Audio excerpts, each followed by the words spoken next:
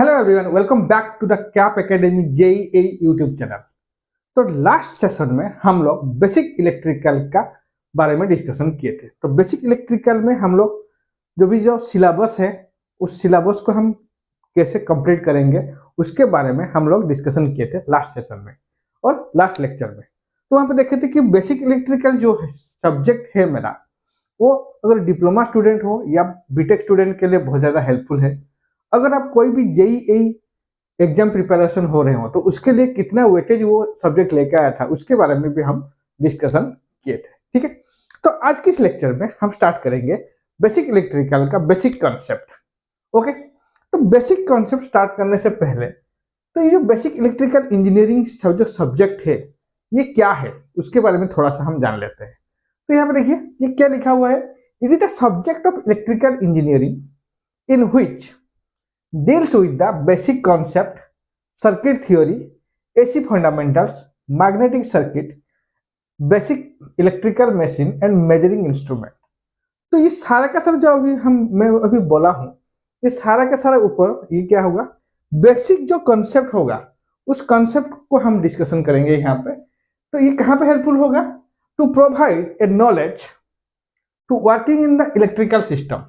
तो अगर आप इलेक्ट्रिकल इंजीनियर हो, अगर डिप्लोमा इंजीनियर हो या आप बीटेक इंजीनियर हो, तो आप अगर इलेक्ट्रिकल सिस्टम के ऊपर काम करोगे तो ये सारा का सारा चीजों के ऊपर आपको आपका नॉलेज होना चाहिए।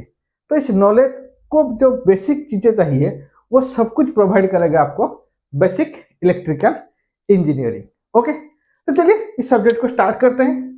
तो इस सब्जेक्ट को स्टार्ट करने से पहले हम थोड़ा सा हिस्ट्री जानेंगे, इलेक्ट्रिकल का हिस्ट्री। तो ये जो इलेक्ट्रिसिटी है ये इलेक्ट्रिसिटी आया कहां से, तो मैं यहाँ पे आपको बोलूंगा जो भी मेरा जो इन्वेंशन था, तो बिगेस्ट इन्वेंशन क्या था, अब तक का बिगेस्ट इन्वेंशन क्या है, मैं बोलूंगा व्हील। व्हील जो है मेरा, व्हील एक बिगेस्ट इन्वेंशन है फॉर ह्यूमन बीइंग, व्हील। तब थोड़ा सा सोचिए, अगर व्हील इन्वेंशन ना होता तो क्या होता, आपको ट्रैवल करने के लिए कितना दिक्कतें फेस करना पड़ता। Okay, second one is my electricity. तो electricity is also the biggest invention of human being.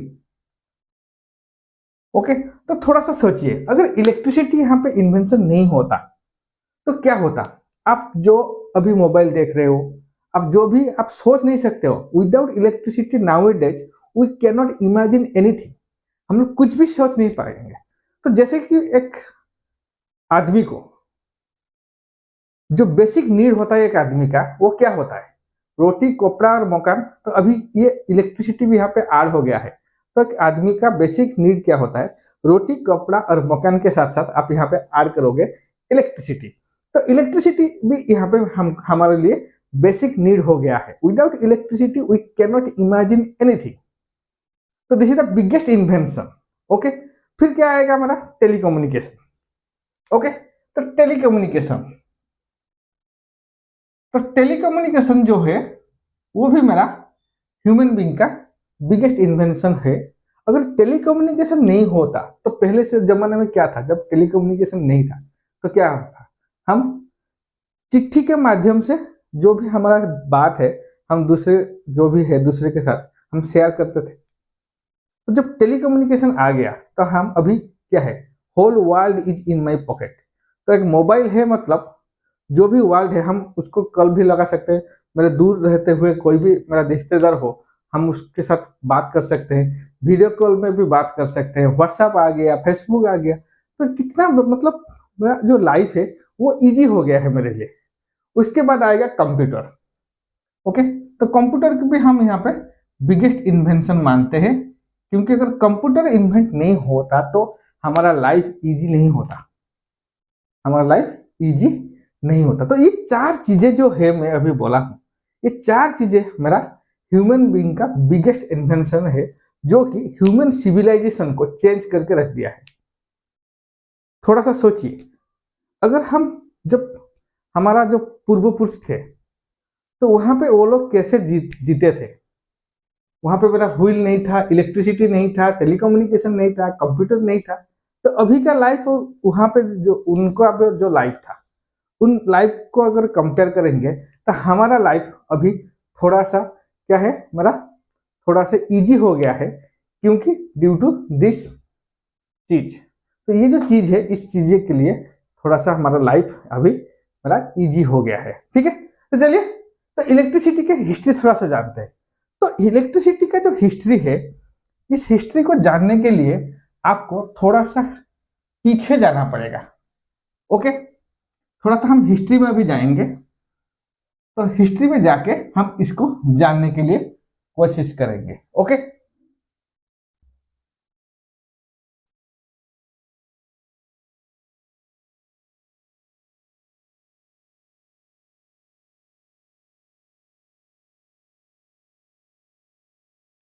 चलिए, तो हम थोड़ा सा हिस्ट्री में पीछे चलते हैं। कितना पीछे चलेंगे? हम लोग चलेंगे 600 बीसी।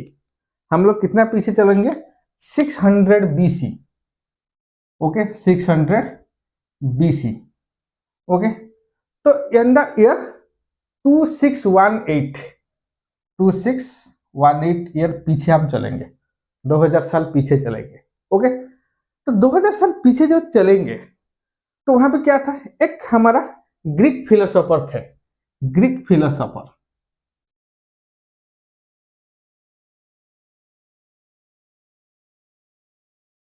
उनका नाम था थेल्स। ओके,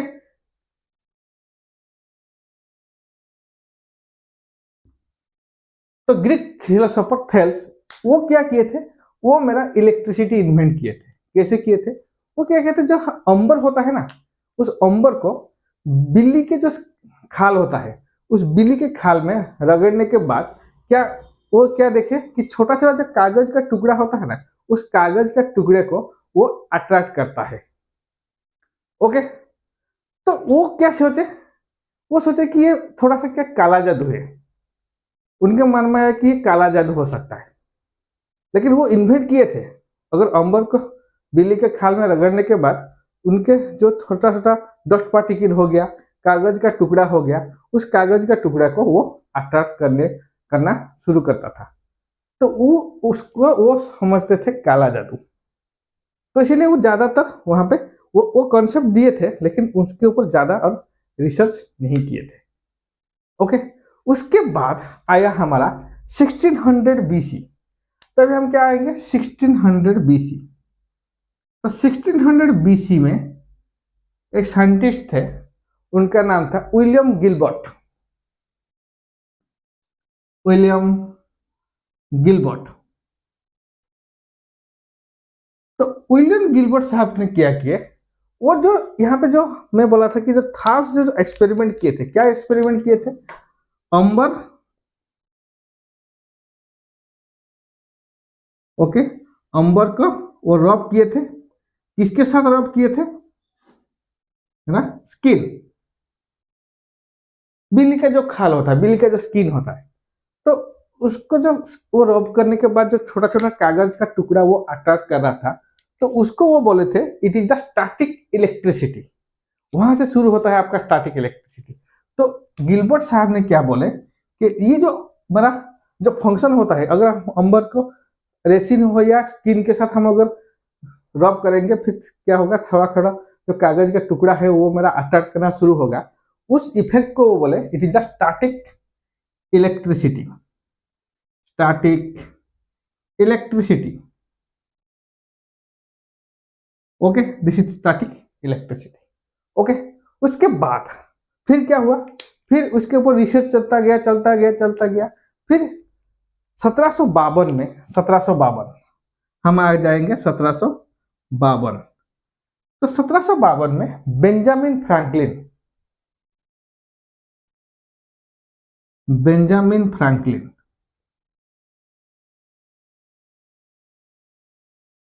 ओके, तो बेंजामिन फ्रैंकलिन उसके ऊपर थोड़ा सा रिसर्च किया। क्या किया वो ऐसे ही आपका जो पतंग हो ना, वो पतंग उड़ा रहे थे।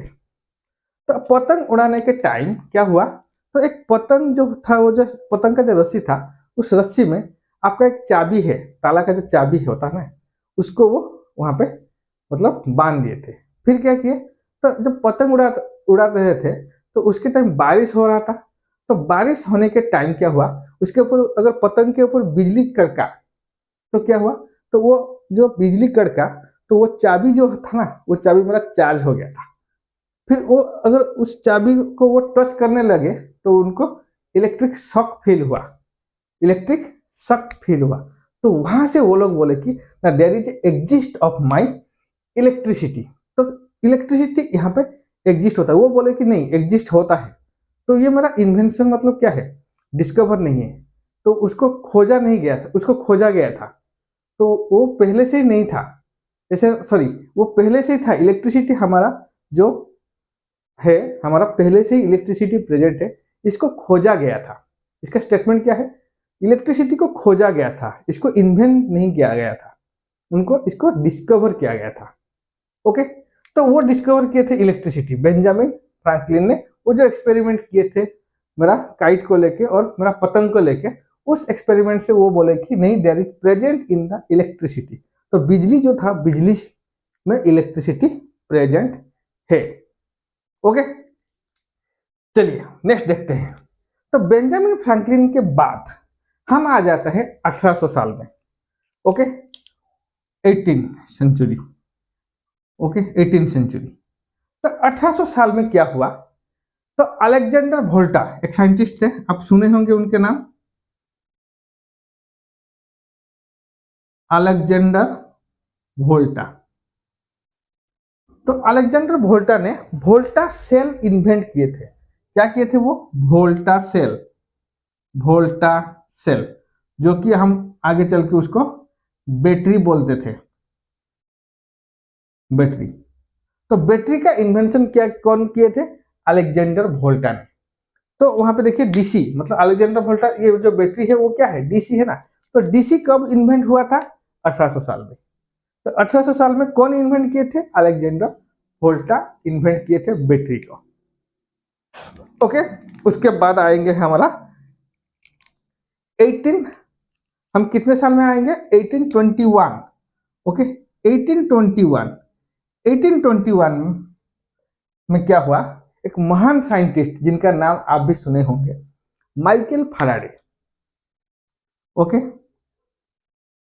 Michael Faraday. तो फैराडे क्या किए, माइकल फैराडे वो डीसी मशीन का इन्वेंट किए हैं। डीसी मशीन, वो क्या किए हैं, डीसी मशीन का इन्वेंट किए हैं। ओके, डीसी मशीन का इन्वेंट हुआ है, माइकल फैराडे ने डीसी मशीन इन्वेंट किए थे, जो कि हमारा डीसी सप्लाई देगा, आपको डीसी करंट देगा। ओके, उसके बाद हम लोग का 1821 के बाद 1889, 1889 देखिए, 1821 में Michael Faraday DC machine invent कर दिए थे। ओके, उसके पहले अलेक्जेंडर वोल्टा ने वोल्टा सेल का इन्वेंट किए थे, जो कि मेरा पूरा डीसी है। ओके, फिर 1889 आते आते Thomas Alva Edison, famous scientist Thomas Alva Edison, तो नाम तो सुने होंगे उनका, फेमस साइंटिस्ट। क्या किए थे वो लोग, बल्ब का आविष्कार किए थे। जब आप अभी घर में बल्ब देख रहे हो ना, उनका आविष्कार कौन किए थे, थॉमस अल्वा एडिसन। ओके, वो क्या किए थे, वो बल्ब का आविष्कार किए थे, बल्ब।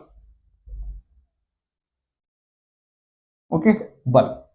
तो ये जो बल्ब का आविष्कार वो किए थॉमस अल्वा एडिसन ने, वो कौन सा सप्लाई में चलेगा, वो जो डीसी सप्लाई जो थे, माइकल फैराडे जो डीसी सप्लाई इन्वेंट किए थे, उस डीसी सप्लाई में वो बल्ब ग्लो होता है। तो अब तक एसी नहीं आया है सिनेरियो में, अभी देखिए अब तक जो भी हम 1889 में आ गए हैं, अब तक एसी सिनेरियो में नहीं है। कब, तो पहले कौन इन्वेंट किया था, मेरा थॉमस अल्वा एडिसन इन्वेंट किए थे बल्ब। और क्या इन्वेंट हुआ था, पहले डीसी इन्वेंट हुआ था। तो वो बल्ब जो इन्वेंट किए थे वो डीसी से सब चलता था, और डीसी सप्लाई उसको चाहिए था ग्लो होने के लिए। फिर क्या किया, थॉमस अल्वा एडिसन साइंटिस्ट होने के साथ साथ वो एक बिजनेसमैन भी थे। तो वो अपना कंपनी शुरू किए थे।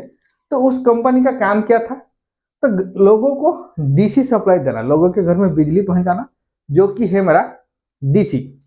ओके, तो उनके पास बल्ब भी था, बैटरी और डीसी मशीन भी था।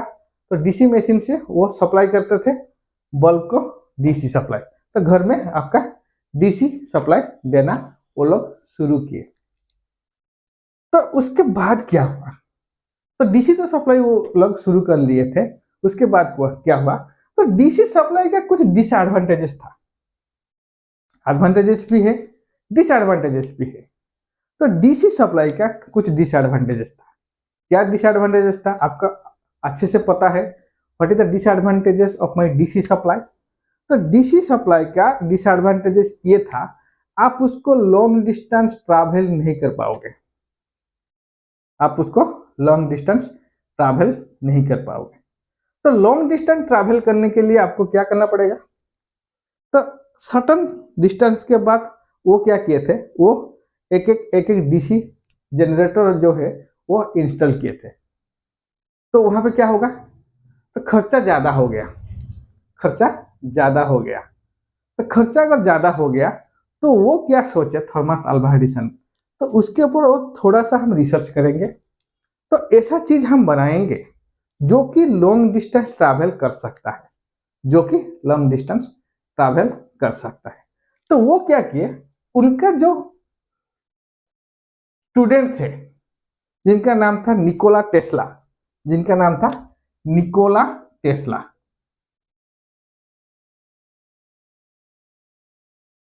तो निकोला टेस्ला को वो बोले कि आपको कुछ रिसर्च करना है इसके ऊपर और इसका सलूशन, इसका जो प्रॉब्लम है इस प्रॉब्लम का सलूशन आपको निकालना है। तो निकोला टेस्ला क्या थे, पहले वो थॉमस अल्वा एडिसन के स्टूडेंट थे। ओके, स्टूडेंट होने के साथ साथ उसके जो जो कंपनी था उस कंपनी में नौकरी भी करते थे। क्लियर।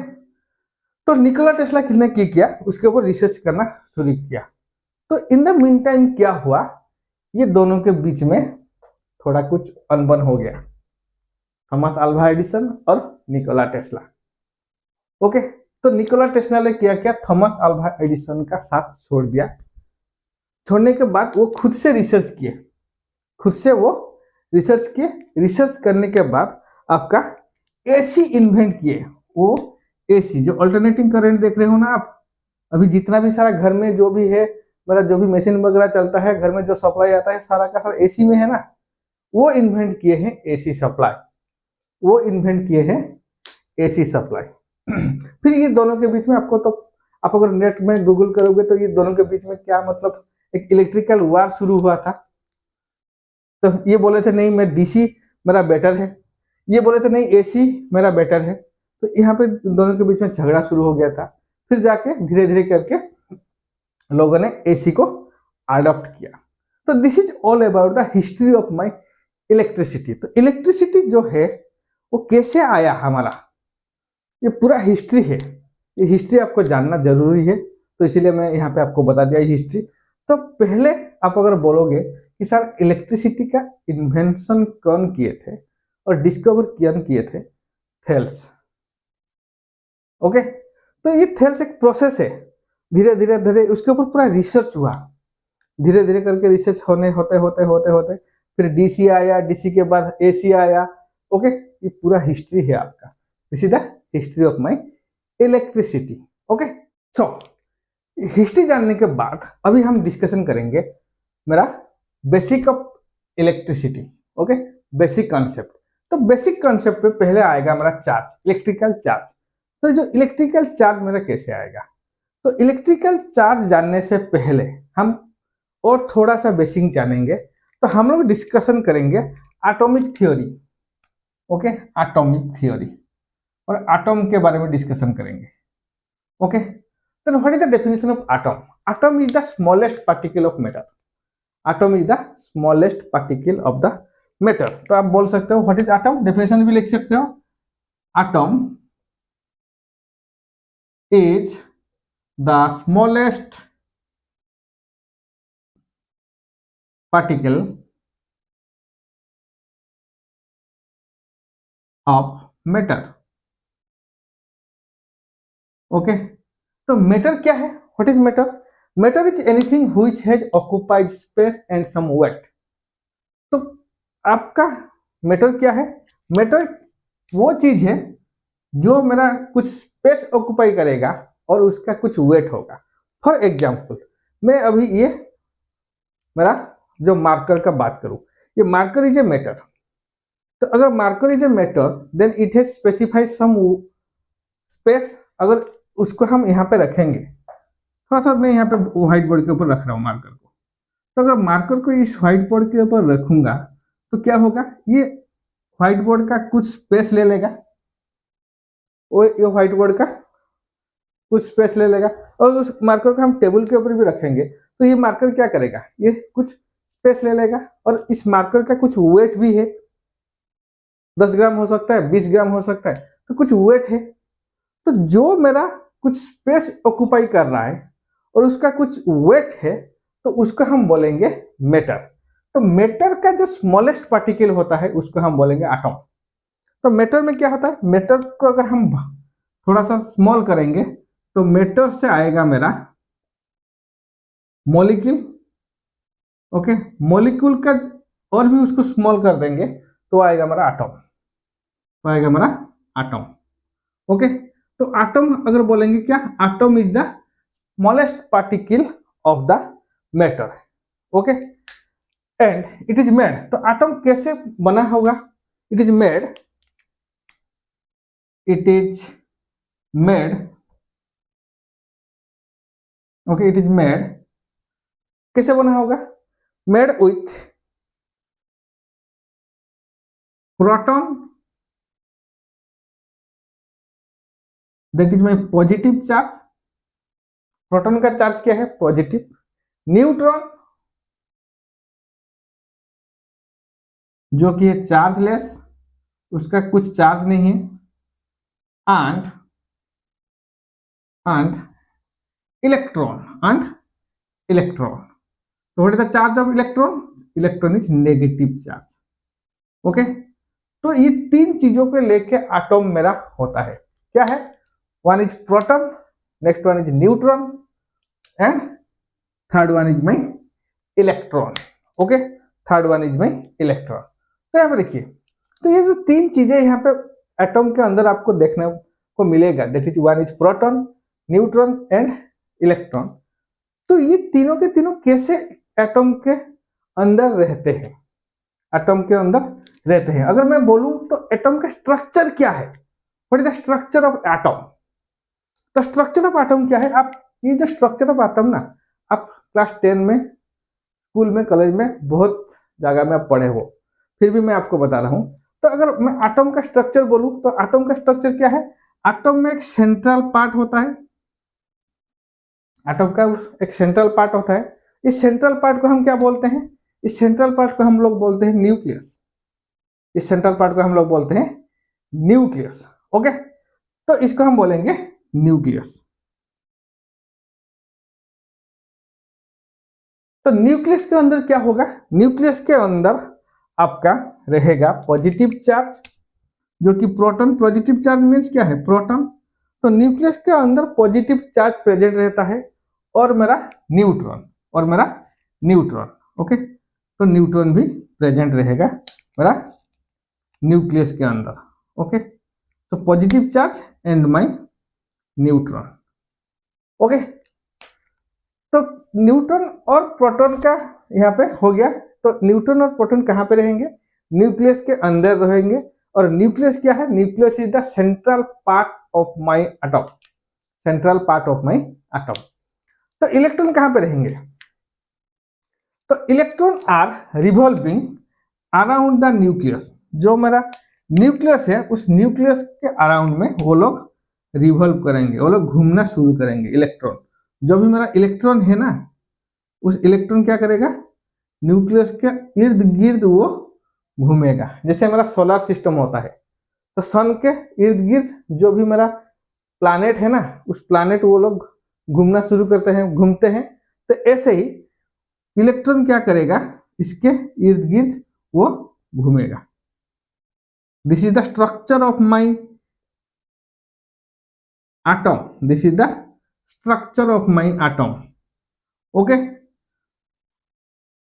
ये मेरा एटम का स्ट्रक्चर है। तो एटम के स्ट्रक्चर में क्या क्या चीज है मेरा, एटम में एक न्यूक्लियस होता है,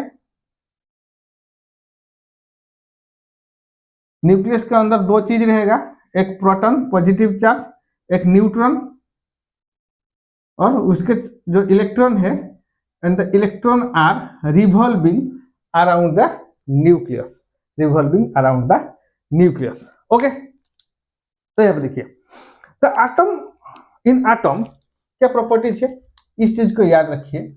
इन atom the number of proton, the number of proton with positive charge is equal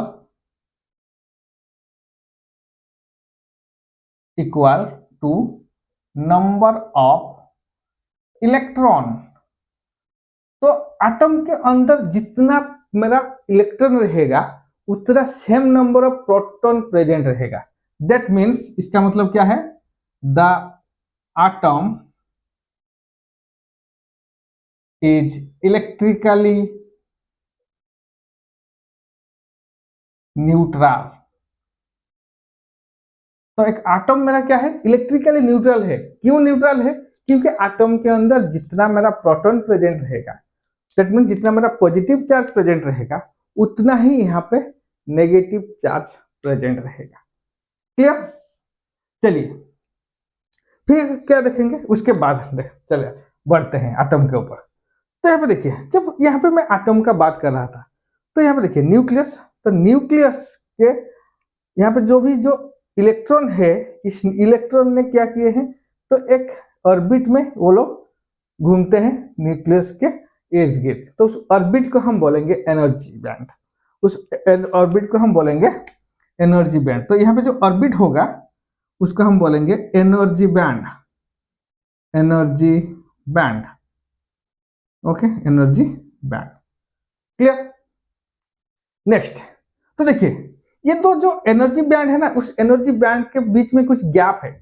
यहाँ पे देखिए, ये एक एनर्जी बैंड है, ये पहला एनर्जी बैंड है, ये दूसरा एनर्जी बैंड है, ये मतलब तीसरा एनर्जी बैंड है। ये तीनों के बीच में कुछ गैप है ना, उस गैप को हम बोलेंगे, यहाँ पे जो गैप है और यहाँ पे जो गैप मिलेगा मेरे को, इस गैप को हम बोलेंगे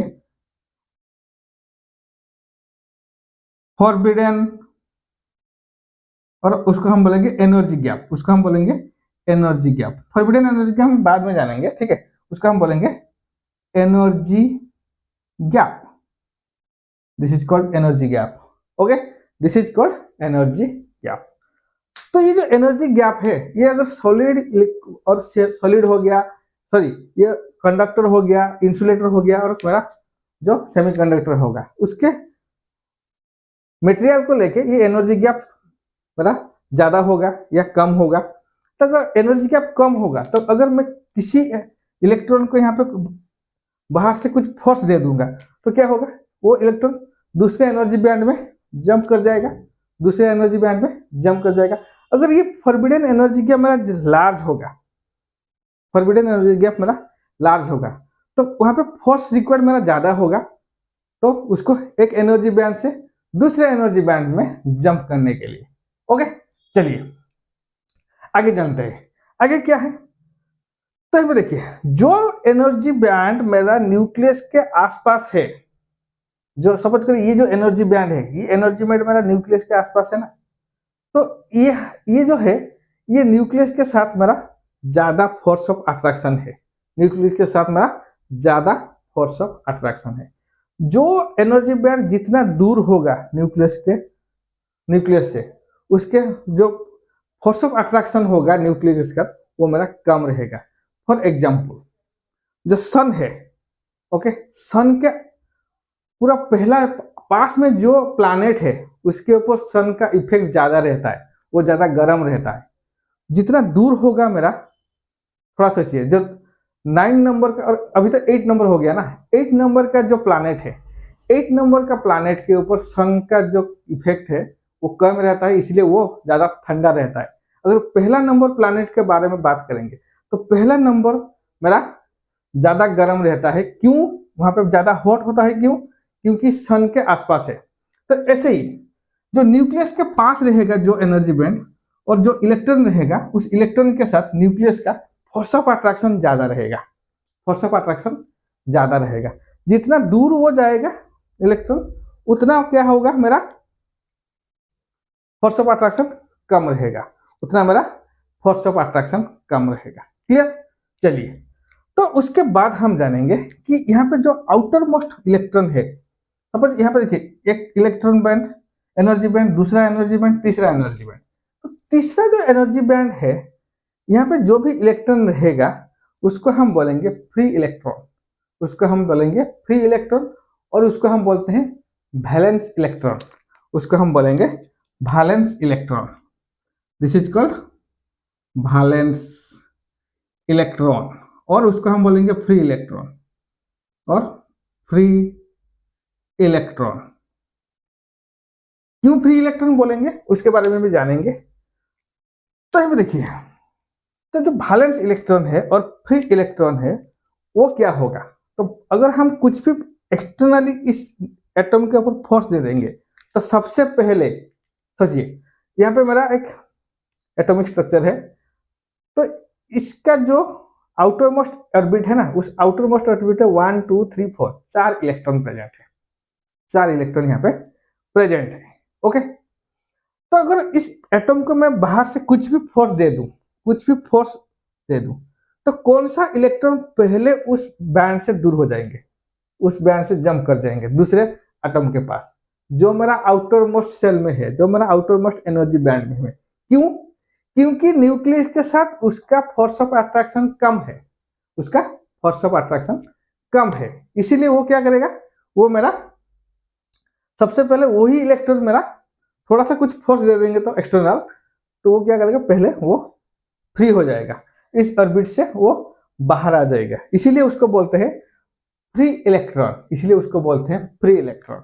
ओके, तो जब हम इलेक्ट्रिकल एनर्जी और इलेक्ट्रिसिटी चार्ज को हम बोलते हैं ना, तो करंट जो बोलते हैं इलेक्ट्रिसिटी कैसे फ्लो होता है, तो इसका मतलब इलेक्ट्रॉन फ्लो, करंट, करंट का जो मेरा आएगा कंसेप्ट, तो वहां पे मेरा इलेक्ट्रॉन फ्लो को हम बोलते हैं करंट। तो जो यहाँ पे वहां पे जो इलेक्ट्रॉन फ्लो होगा, तो कौन सा इलेक्ट्रॉन फ्लो होगा, फ्री इलेक्ट्रॉन फ्लो होगा। याद रखिए, तो करंट फ्लो होने के लिए कौन सा इलेक्ट्रॉन जिम्मेदार है, फ्री इलेक्ट्रॉन।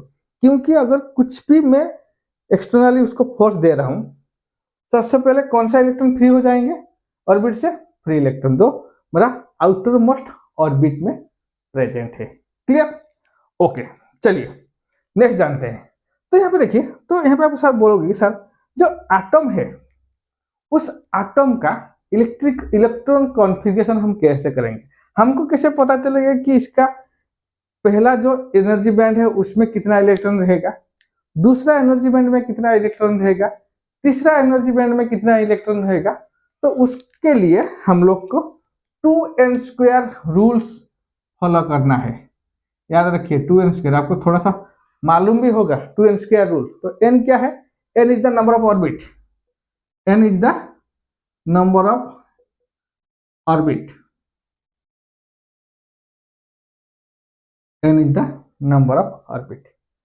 ओके, चलिए, तो एक हम यहाँ पे एटॉमिक कॉन्फ़िगरेशन करेंगे। सपोज मैं यहाँ पे बोलूंगा copper, copper material. Okay, copper is the conductor और इंसुलेटर, आपको सब पता है, copper is the conductor. Okay, तो कंडक्टर कॉपर का बात करेंगे यहाँ पे, तो कॉपर का for the atomic number of copper, आप बोल सकते हो what is the atomic number of copper, atomic number of copper is 29, is the 29।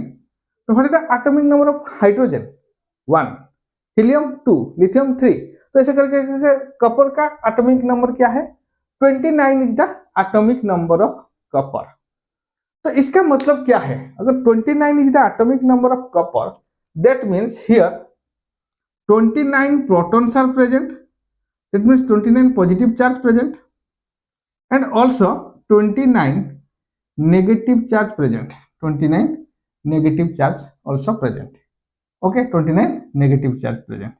तो इसका मतलब यहाँ पे 29 प्रोटॉन प्रेजेंट होगा कॉपर के अंदर, एटम के अंदर, और 29 मेरा इलेक्ट्रॉन प्रेजेंट होगा, 29 इलेक्ट्रॉन प्रेजेंट होगा। तो उसको हम कैसे कॉन्फ़िगरेशन करेंगे, बाय अप्लाइंग 2n² रूल।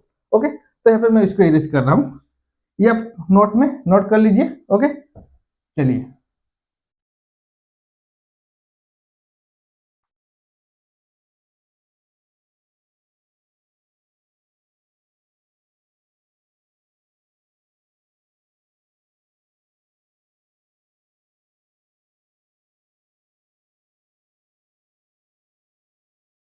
चलिए, तो 29 प्रोटॉन्स आर प्रेजेंट। तो 29 प्रोटॉन मीन्स हम बोलेंगे जो न्यूक्लियस है, कपर का जो न्यूक्लियस है, उस न्यूक्लियस में मेरा 29 पॉजिटिव चार्ज प्रेजेंट होगा। जो पॉजिटिव चार्ज प्रेजेंट होगा 29 पॉजिटिव चार्ज प्रेजेंट होगा। ओके, देन इलेक्ट्रॉन कहाँ पे है? न्यूक्लियस के इर्द गिर्द घूमते हैं वो लोग इलेक्ट्रॉन। अभी हम देखें एटॉमिक स्ट्रक्चर में, तो यहाँ पे देखिए, तो जो इर्द गिर्द वो घूमेंगे तो पहले जो एनर्जी बैंड है, पहला एनर्जी बैंड, तो पहला एनर्जी बैंड में कितना इलेक्ट्रॉन प्रेजेंट होगा? कितना इलेक्ट्रॉन प्रेजेंट होगा? अप्लाई कीजिए 2n² रूल। 2 इंटू n का मतलब क्या है? एनर्जी बैंड पहला ऑर्बिट है 1 square, that is equal to 2। तो इसका मतलब जो इलेक्ट्रॉन है, 2 इलेक्ट्रॉन यहाँ पे प्रेजेंट होगा। तो पहला ऑर्बिट में कितना इलेक्ट्रॉन प्रेजेंट होगा और पहला एनर्जी बैंड में कितना इलेक्ट्रॉन प्रेजेंट होगा? 2 इलेक्ट्रॉन प्रेजेंट होगा। फिर सेकेंड ऑर्बिट में और सेकेंड एनर्जी बैंड में आएंगे। Second energy band 2 into n का वैल्यू क्या है? 2 square, 4 into 2 8, 4 into 2 8, that means 2 4 6 8। Okay, तो सेकेंड ऑर्बिट में 8 इलेक्ट्रॉन आपका प्रेजेंट है, 8 इलेक्ट्रॉन आपका प्रेजेंट है। ओके, नेक्स्ट थर्ड ऑर्बिट में आएंगे। तो भाई थर्ड ऑर्बिट में कितना इलेक्ट्रॉन प्रेजेंट होगा? 2 into 2 to the power 3, that is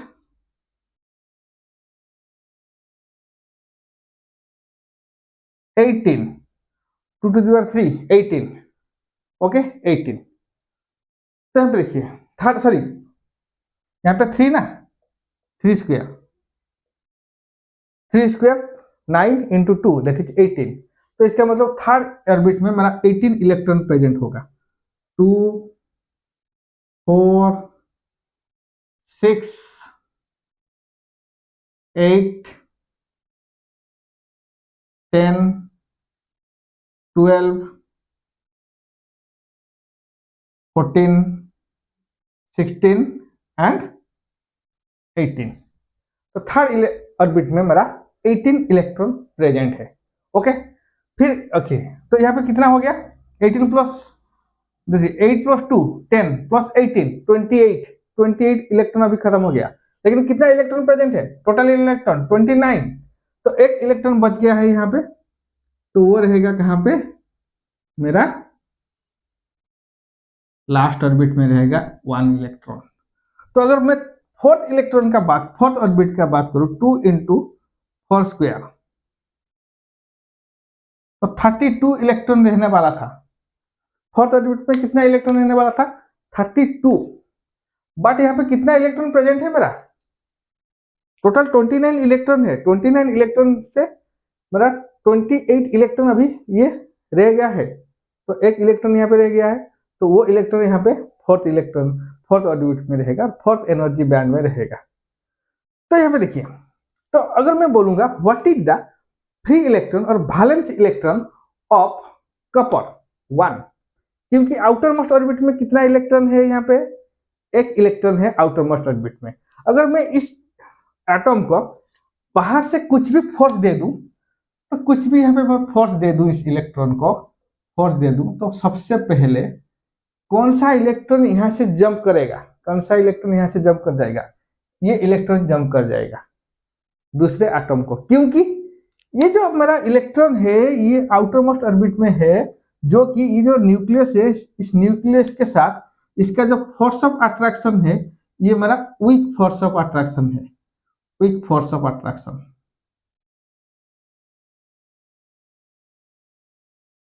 clear हुआ? तो मैं अब अगर बोलूंगा आपको कि ये जो मेरा पहला जो इलेक्ट्रॉन है, पहले ऑर्बिट में जो 2 इलेक्ट्रॉन है, अगर इसको मेरे को बाहर निकालना है, तो यहाँ पे मेरे को फोर्स ऑफ अट्रैक्शन ज्यादा, लार्ज फोर्स ऑफ अट्रैक्शन देना पड़ेगा।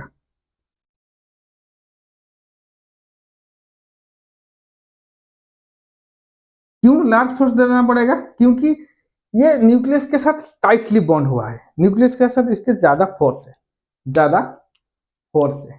ओके, तो इसके लिए आपको क्या करना पड़ेगा? आपको यहाँ पे ज्यादा फोर्स देना पड़ेगा, ज्यादा फोर्स देना पड़ेगा टू रिमूव दिस और to free this electron, to free this electron. Clear हुआ आपको? तो this is the atomic configuration. तो एक एग्जांपल लेता हूं कैसे फोर्स ऑफ अट्रैक्शन से आपको ज्यादा देना पड़ेगा और कम देना पड़ेगा। उसके बाद आज की सेशन को यहीं पे एंड करते हैं।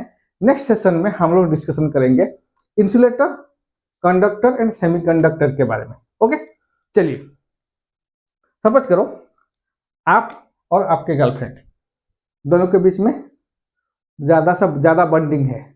ज्यादा बॉन्डिंग है मतलब क्या है? There is a force of attraction is large between you and your girlfriend.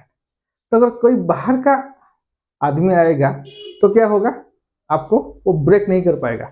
आपको अगर कोई दूसरा लड़की आ गया, तो दूसरा लड़की अगर आ जाएगा तो आपका जो बॉन्डिंग है उस बॉन्डिंग को आपको ब्रेक कर नहीं पाएगा, क्योंकि आपके साथ आपका गर्लफ्रेंड का बॉन्डिंग बहुत अच्छा है, ज्यादा है।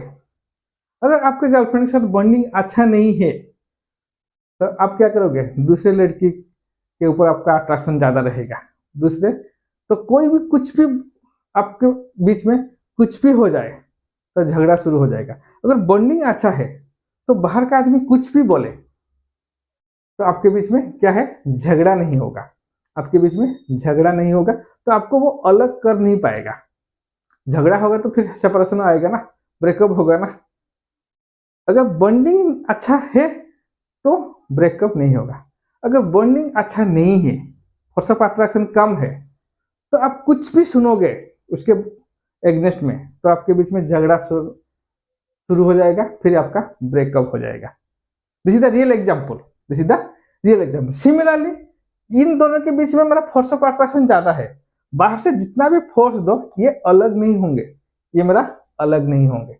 लेकिन अगर आउटर मोस्ट ऑर्बिट का बात करेंगे, हम जो फ्री इलेक्ट्रॉन का बात करेंगे, तो न्यूक्लियस के साथ उसका फोर्स ऑफ अट्रैक्शन कम है, तो बाहर से कुछ भी फोर्स दे दूं ये फ्री हो जाएगा, ये फ्री हो जाएगा। This is the free electron.